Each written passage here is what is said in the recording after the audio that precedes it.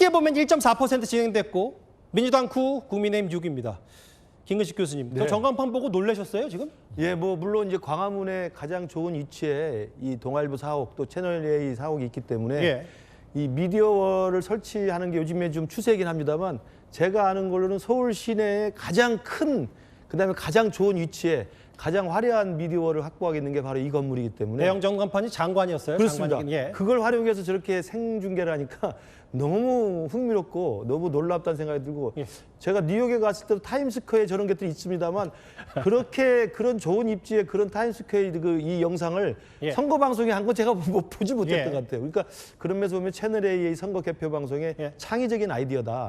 칭찬을 먼저 드리고 싶습니다. 제가 시킨 건 아닙니다, 절대로. 대형 전광판 룩스를 통해서 유승진 기자가 지금 실시간 개표 현황을 만나봤는데 그러면 말씀 나온 게 김근식 교수께 질문 하나 더 드릴게요. 지금 부산 북갑 얘기 나왔고 아까 부산 북갑 투표율 한번 다시 부탁을 드릴게요. 부산 북갑 투표율은 북갑은 전국이 지금 최종적으로 60.9로 집계된 것 같은데 전국 투표율보다 70.2%로 10%포인트 가까이 높거든요. 저 투표율. 아직 개표함을 열어보지 않았기 때문에 저 부산 북갑 지역구. 지난 주말에 다녀오셨잖아요. 김근식 교수. 예측을 어떻게 하세요? 정말 저것도 그 개표 결과를 끝까지 봐야 되는 상황이긴 합니다만 제 감으로 또 제 그냥 예측으로는 한동훈 후보의 상승세가 계속 치고 올라오는 과정에서 이른바 블랙아웃 기간으로 들어갔기 때문에 이번에 출구조사에서 하정우 후보가 일단 상승했던 모습을 보이긴 하고 있습니다만 저는 가장 두 개의 중요한 포인트를 찾아야 되는 게 박민시 후보가 주지 않았다는 겁니다. 그러니까 박민시 후보가 제1야당 국민의힘의 공식 후보임에도 불구하고 초반에 20% 중반대를 유지했던 것이 20% 이하. 지금 출구조사에도 15%로 지금 주저앉지 않았습니까? 그래서 박민식 후보의 지지율이 주저앉았다는 점은 저 박민식 후보에서 빠져나간 유권자가 어디로 갈 것인가. 이게 가장 중요한 변수일 텐데 제가 가서 현장에서 느낀 분위기는 한동훈 후보에게 갔을 가능성이 굉장히 크다.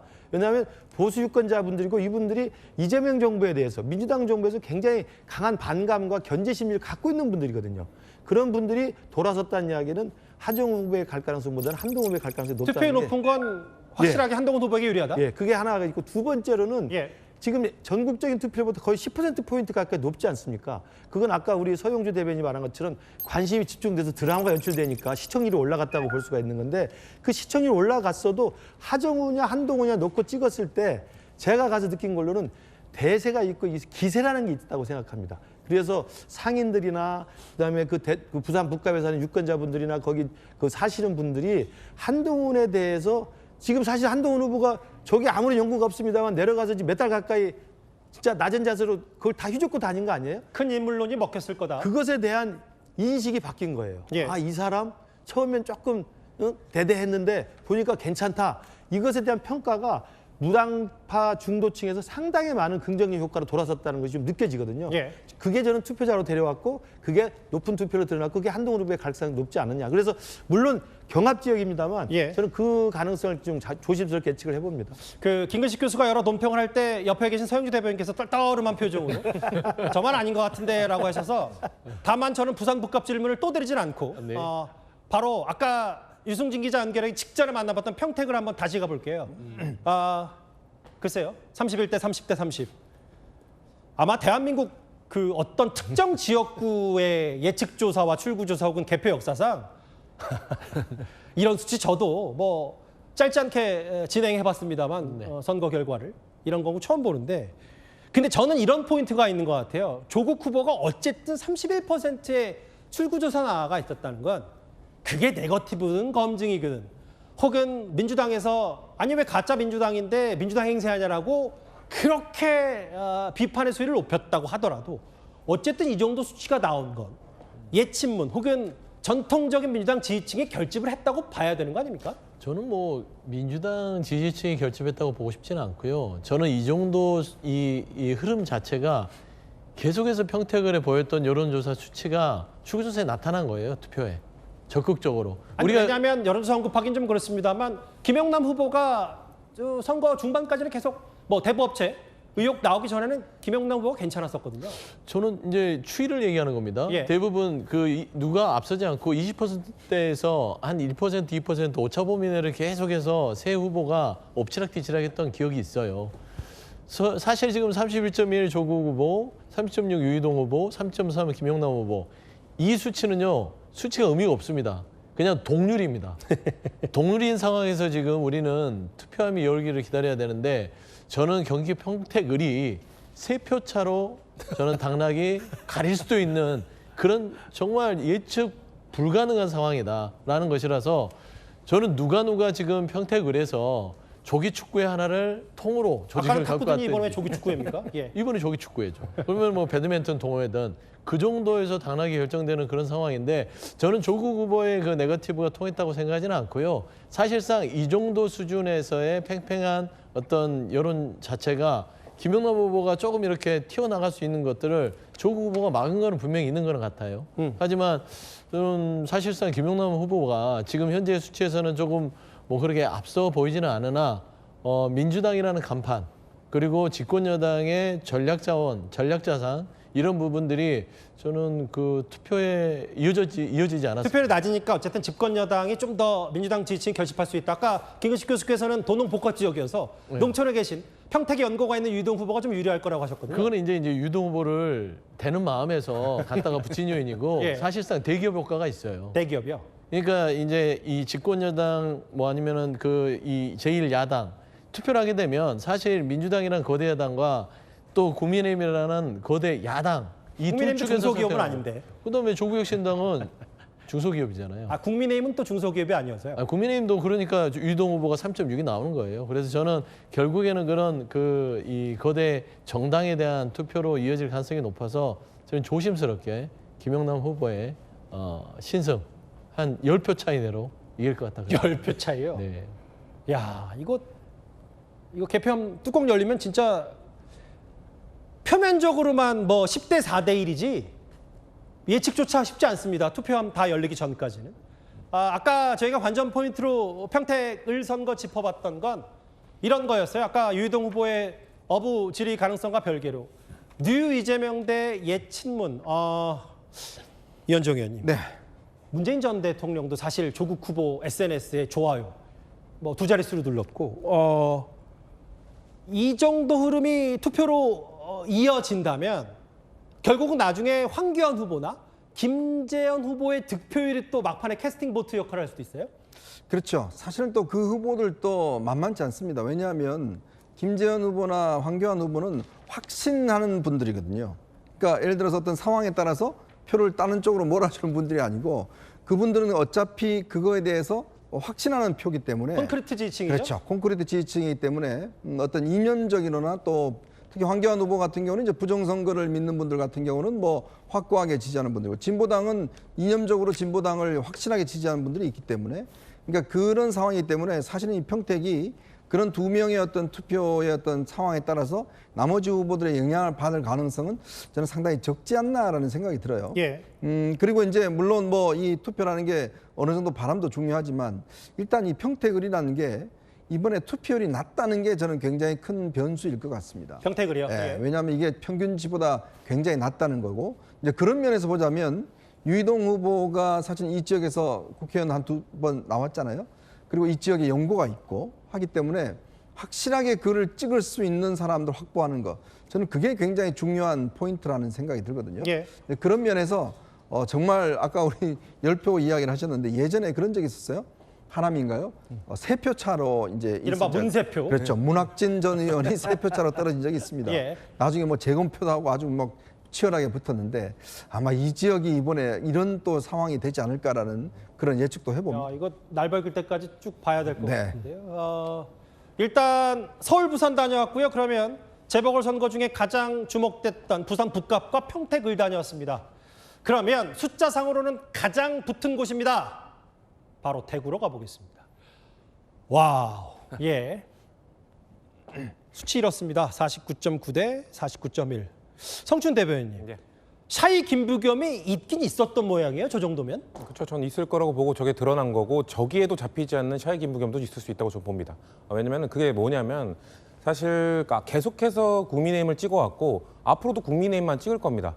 근데 이번 딱 한 번만 김부겸 찍는 분들이 있는 겁니다.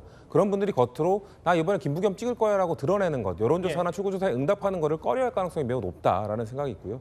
사실 여론조사나 이런 거에 부분에서 박근혜 전 대통령의 막판 선거 참여로 인해서 보수가 또 결집이 됐겠죠. 근데 이번 선거의 이 성격 자체를 김부겸 후보가 캠페인 내내 이번에는 정말 대구 살릴 딱 4년만 나한테 맡겨달라. 대구를 살릴 사람이 누구냐?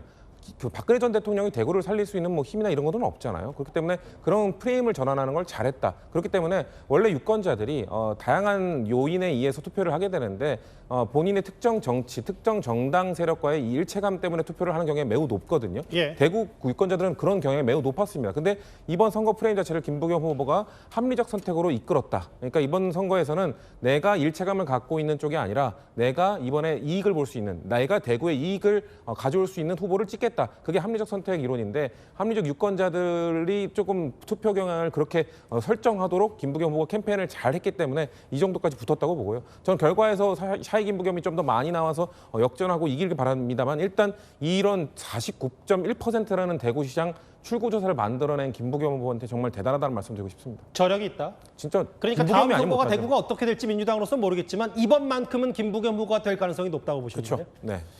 아까 잠깐 지나갔는데 대구 개표가 한 2% 정도 진행됐나요? 물론 지금 아주 극초반의 개표 상황입니다만 추경호 후보가 50점 몇 %인가에 일단 앞서 있습니다. 그리고 현재 전국 판세는 9대6. 민주당 9, 국민의힘 6. 일단 그렇습니다. 부산시장도 개표가 1.2% 진행됐고 전재수 50.7, 박형준 47.9. 초반 흐름은 이런데 이게 또 사전투표 먼저 공개하니 본투표 먼저 나중에 투표함 여니 혹은 어디 지역부터 여니 이게 얼마나 큰 변수가 한 100여 가지가 넘기 때문에 단순히 저 개표 상황만 볼 수는 없습니다. 일단 이렇고요. 야, 김은식 교수님. 네. 이 정도면 국민의힘 대구의 승리 장담할 수 없겠는데요? 그럴 것 같습니다. 저 정도면 사실은 딱 붙었다고 봐야 되고요. 대구의 경우도 끝까지 개표가 마무리될 때까지 안심할 수 없는 상황인 것 같고요. 저도 김부겸 후보가 막판에는 조금 힘이 딸려서 추경호 후보의 이제 보수 결집, 특히 이제 박근혜 전 대통령까지 나서서 상당 부분 좀 붙어지는 게 아니냐 생각했습니다만 출구조사 결과를 보면 김부겸 후보에 대한 지지층들이 상당 부분 좀 추격해 왔다는 생각이 드는데 저는 이제 그 영향이 있었던 것 같습니다. 다른 민주당 후보와 달리 김부겸 후보 같은 경우는 이재명 대통령의 좀 지나친 과도한 선거 개입, 예를 들면 그 스타벅스 같은 사태에 대해서도 김부겸 후보는 본인의 목소리를 냈어요. 그 일전에 거슬러 올라가면 조작지도 특검법에 맞습니다. 대해서도 맞습니다. 반대 목소리를 어느 정도 냈어요. 공소취소 특검에 대해서도 김부겸 후보는 목소리를 냈고 그런 걸 그렇게 서두르서 하면 우리는 어떻게 하란 말이냐. 예. 현장에서 뛰는 사람 다 죽는다. 그런 이야기를 했었고 스타벅스에 대한 대통령의 과도한 개입에 대해서도 목소리를 좀 높였습니다. 이제 그런 것들이 대구 시민들에 대해 일정 정도 김부겸에 대한 인상들을 조금 가질 수 있었던 계기가 됐던 것 같고요.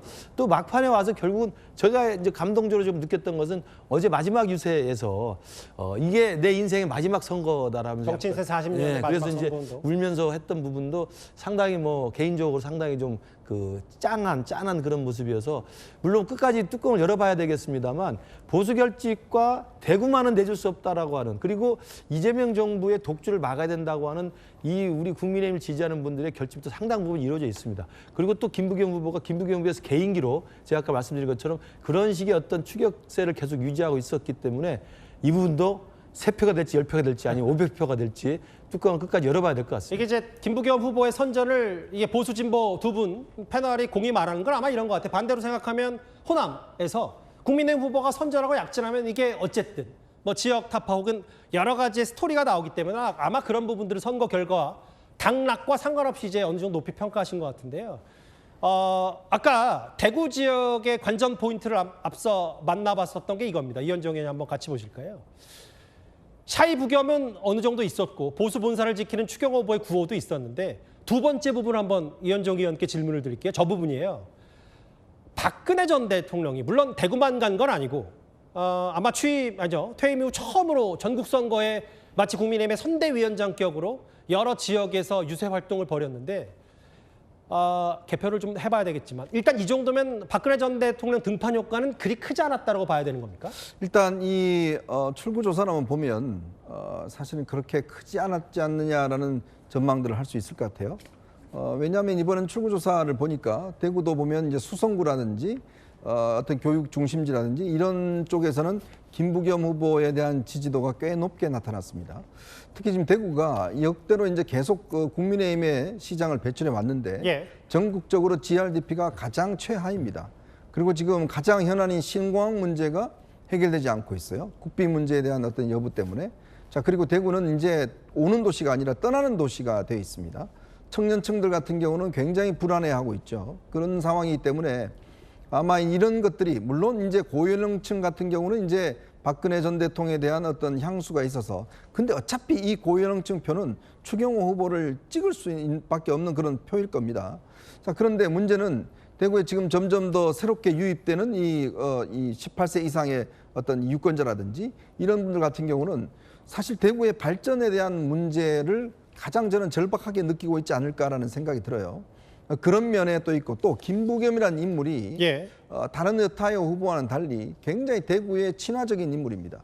그리고 본인의 어떤 유세라든지 등등 여러 가지를 보면 굉장히 어떤 호감이 갈 수 있는 그런 사안이 있기 때문에 그만큼 지금 경쟁력이 있는 거거든요.